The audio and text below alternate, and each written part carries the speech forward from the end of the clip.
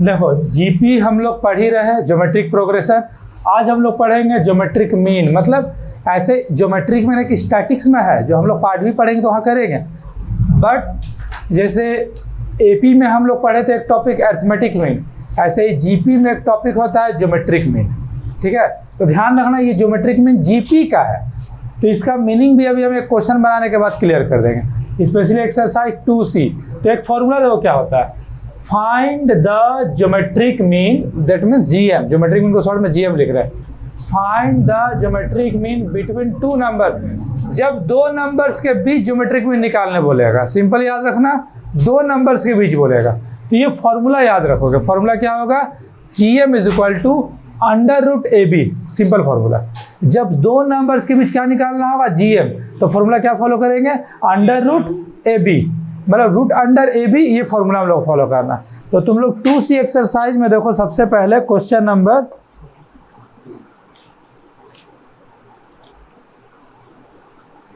5, सबसे पहले देखो क्वेश्चन नंबर 5।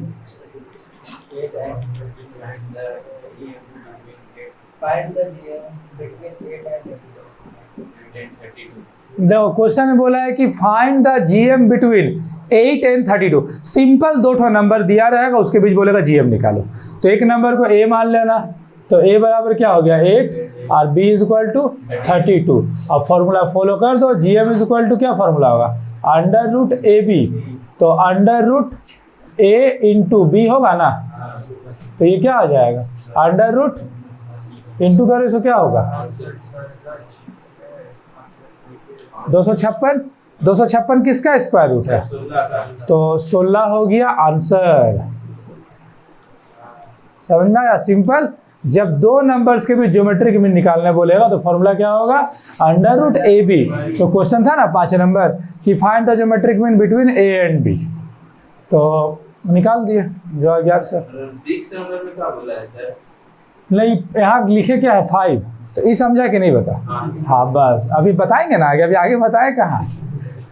चलो अब थोड़ा सा मीनिंग समझो कि आखिरकार मीनिंग क्या था। तो मीनिंग क्या, ज्योमेट्रिक मीन हम लोग पढ़ रहे हैं ना, तो किसे किसके बीच ज्योमेट्रिक मीन निकालना था, 8 और 32 के बीच। बोला था कि 8 और 32 के बीच हम लोग को ज्योमेट्रिक मीन बताने। तो जैसे ये मान लो 8 और ये 32 लिख दिए, इसका बीच कितना आया 16 लिख दिए बीच में। तो जैसे बीच में लिखोगा ना ये जीपी बन जाएगा। देखो जीपी बना, 8 2 जा 16, 16 2 जा 32। इसी से एग्जाम में आंसर भी चेक कर लेना, सही बना है कि गलत बना। और यही मीनिंग होता है, दैट मीन्स कि the two term of GP there, अगर हम लोग उसका ज्योमेट्रिक मीन करते हैं तो वो क्या बन जाता है, जीपी बन जाता है। ठीक है, तो मैथ से बहुत मीनिंग पे हम नहीं जा रहे, सिंपल आगे न्यूमेरिकल पे आते हैं। ये क्वेश्चन आ सकता है 1 नंबर में, तुम लोग भी देख के समझिए रहा, 1 नंबर लायक है क्वेश्चन। कब कितना बार एग्जाम में ना फॉर्मूला पूछा 1 नंबर का, ये MCQ में। तो अब हम लोग आते हैं फाइनली अपना दूसरा मेन क्वेश्चन पर। देखो दूसरा क्वेश्चन क्या है, ये समझ जाओगे अगर तो पूरा एक्सरसाइज खत्म। फिर यानी ये वाला टॉपिक समझ गया तो समझो पूरा एक्सरसाइज खत्म। तो इस टॉपिक को एकदम ध्यान से समझना, ये टॉपिक हो गया मतलब एक्सरसाइज खत्म। Find the N geometric mean, मतलब ना एन, मतलब कुछ एन का ना वैल्यू बोलेगा। जैसे अभी का क्वेश्चन क्या था, 8 और 32 के बीच ज्योमेट्रिक मीन निकालिए, यानी find the geometric mean between 8 and 32। अब बोलेगा 8 और 32 के बीच 10 ज्योमेट्रिक मीन निकालिए, ऐसे बोल देगा कितना निकालना है, मतलब दो नंबर्स के बीच बताएगा कितना निकालना है। तो समझ जाना ये फॉर्मूला से बनेगा, R is equals to B by A to the power 1 by n plus 1। थोड़ा फॉर्मूला डिफरेंट लग रहा होगा। ऐसे ही क्वेश्चन सब ना बिना फॉर्मूला का ही बनता है, लेकिन उससे क्या होता है बहुत लैंग्वेज लिखना पड़ जाता है, इसलिए हम सब क्वेश्चन को फॉर्मूला में डेवलप किए। तो इसलिए तुम लोग फॉर्मूला से बनाना कि एक ईजी होता है निकालना। तो B by A to the power 1 by n plus 1, ऐसे बिना फॉर्मूला का भी होता है, बट ये थोड़ा इजीएस्ट वे, इसलिए हम इसी में चल रहे हैं। तो इसके लिए तुम लोग क्वेश्चन देखो। अब पहले तो क्वेश्चन पहचानते हैं, तो तुम लोग एग्जाम में कैसे पहचानेगा, वहां पर बताएगा कि उसके बीच कितना रखना है। जैसे क्वेश्चन नंबर 1 देखो, उसमें बोला कितना रखना है बीच में, देखो 6 तो इससे समझ गया नहीं फॉर्मूला से बनेगा। 2 देखो, 2 में ही बोला है उसके बीच कितना रखना है। 3 भी देखो, 3 भी बोला है। तो फिलहाल हम 1 ही बनाते हैं क्योंकि 1 ही थोड़ा सा बड़ा दिख रहा है क्वेश्चन। ठीक है, तो क्वेश्चन बोला है 1 नंबर में, 1 नंबर क्वेश्चन लिखा हुआ है इंसर्ट 6 GM। तो जितना निकालने बोलेगा वो n का वैल्यू होगा, जितना भी निकालने बोलेगा। 6 हो गया। अब जिसके बीच बोलेगा ए बी, तो ए मान लो पहला वाला को, तो किसके बीच बोला 8/27, तो ये हो गया ए और बी, ठीक है। बी का वैल्यू क्या है -5 1/16। तो इसको सॉल्व कर सकते हैं ना हम लोग, सॉल्व कर दो। तो 16 को 5 से गुना प्लस, यही रूल से करते हैं। तो 80 और 1 81, यानी -81 डिवाइड बाय 60। अब फॉर्मूला में पुट कर रहा है, देखो फॉर्मूला में पुट कर रहा है, R is equal to B/A to the power 1/n+1। So R is equal to B का वैल्यू है -81/16, A का वैल्यू है 8/27, ये पूरा का पावर है 1/6 + 1। फॉर्मूला पुट के समझा। देखो B का क्या वैल्यू था, लिख दिए। नीचे A का क्या वैल्यू था, लिख दिए। फॉर्मूला क्या था 1/n+1, तो 1/n, n का क्या वैल्यू +1। फॉर्मूला में पुट हो गया ना। अब इसको सॉल्व करना, तो कभी भी नीचे इंटू डिवाइड में है और 2 नंबर है, तो ऊपर जाएगा तो क्या हो जाता है इंटू में हो जाता है। तो R is equals to -81/16 into number change हो जाता है ना, तो क्या हो जाएगा 27/8, फिर ब्रैकेट दे देते हैं पावर 1/7, 6 और 1 7। अब कुछ कटेगा तो इसमें काट देना, कुछ कटेगा नहीं कट रहा। ऊपर नीचे कटेगा तो काटना, काट के छोटा करने का नीड नहीं है यहाँ पे। ऊपर नीचे कटेगा तो काटना, अदरवाइज छोड़ देना। चलो फिलहाल नहीं कट रहा है, तो इसको हम ऐसे भी तो लिख ही सकते हैं। देखो ध्यान से तुम लोग,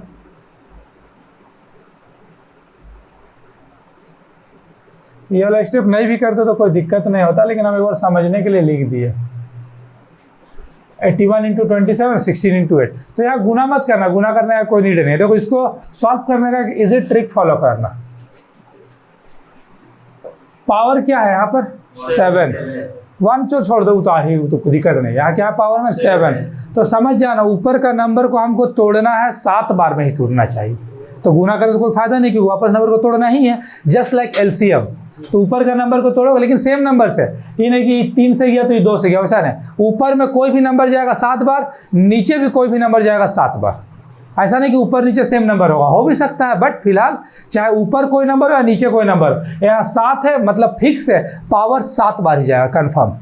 तो 81 3 × 3 × 3 × 3, 81 का 4 को 3 होता है, 3 3 जा। अब तुम लोग बोलेगा सर 2 से क्या 81 जाएगा, तो एलसीएम निकाल कर देख लेना।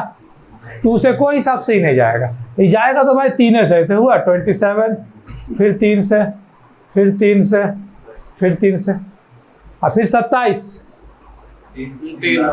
3 बार। देखो तो ये कितना बार हम बोले थे 7 बार, देखो 7 बार हुआ पक्का एकदम। ऊपर जो पावर है उसी पे जाएगा वो। अब जैसे नीचे तो 16, 16 का फिर एलसीएम 2 से जा रहा है, तो 2 से 2 8, फिर 8 का 3 बार, तो 16 का हम ऐसे बोल सकते हैं, और 8 का 3 बार, तो ये भी तो 7 बार है कि नहीं।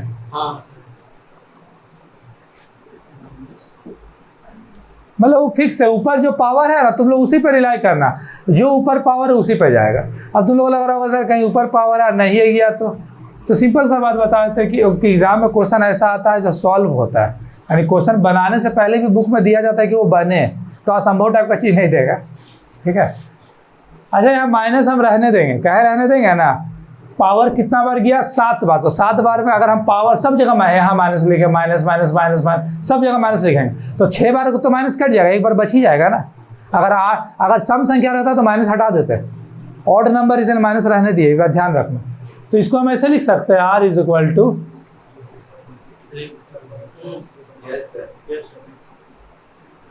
हो सकता है कोई दिक्कत नहीं। फिर R is equal to -3/2 to the power 7, ऐसे भी तो हो सकता है ना के बाद। हाँ वो भी करेंगे, ये हो सकता है कि नहीं, ये हो सकता है, ये बताओ। लेकिन पहले से भी तो पावर था, तो पावर पावर आपस में गुना होता है, पावर पावर आपस में क्या होता है मल्टीप्लाई, तो पावर पावर कट गया, बस ये पावर को काटने का मकसद से ये सब काम हो रहा था। तो r is equal to power 1 तो लिखने की कोई जरूरत नहीं है, तो r का निकल गया -3/2।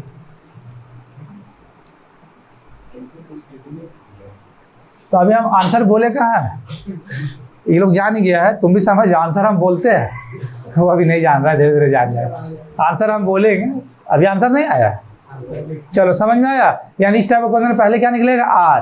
अब कितना gm निकालने बोला था 6, तो अब 6 gm निकालेंगे। पहले g1 का फॉर्मूला a × r, यानी जितना रहेगा, यहाँ 1 है तो 1 r, तो a का वैल्यू तो हम लोग को पता है 8/27, और r अभी हम लोग निकाले -3/2। तो 2 से कितना बार में कटा, ये 4 बार में, और ये कितना बार में कटा 9 बार में। तो पहला आंसर, अब देखो आंसर पहला होगा -4/9। फिर निकालेंगे g2 का फॉर्मूला a × r का स्क्वायर, मतलब जितना है उतना ही r। पता है ऐसा क्यों होता है, जैसे ये 1 है तो 1 और 2 है, क्योंकि ऑलरेडी a यहाँ पर हो गया है, तो सेकंड बार तो r से टर्म स्टार्ट होता है, इसलिए।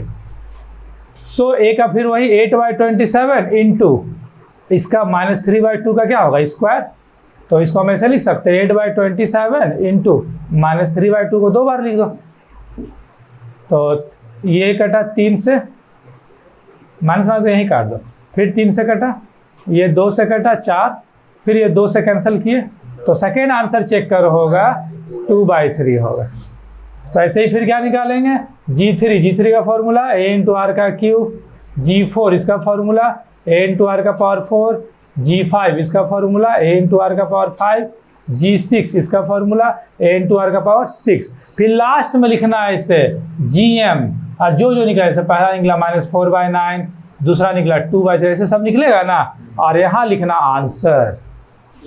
ये हुआ कंप्लीट। ये क्वेश्चन रहता है 4 या 5 मार्क्स में। चलो अब कोई डाउट है तो इसमें बोलो, सेकंड वाला जो बना है। Any cross question? पावर कब ऐड होता है, गुना करने के टाइम। तो कैसे, ऐसे नीचे बेस बराबर होता है इस सिचुएशन में ना, वो तो ऐसे पावर है, पावर ऐसे है, तो फिर तो कट जाता है। क्या है, अब ऐसा हुआ 7 × 1 = 7, काटेगा तो 1। समझाओ, नॉर्मल मैथ जो होता है।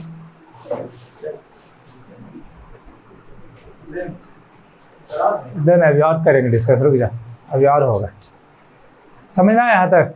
चलो क्वेश्चन नंबर 2 देखो।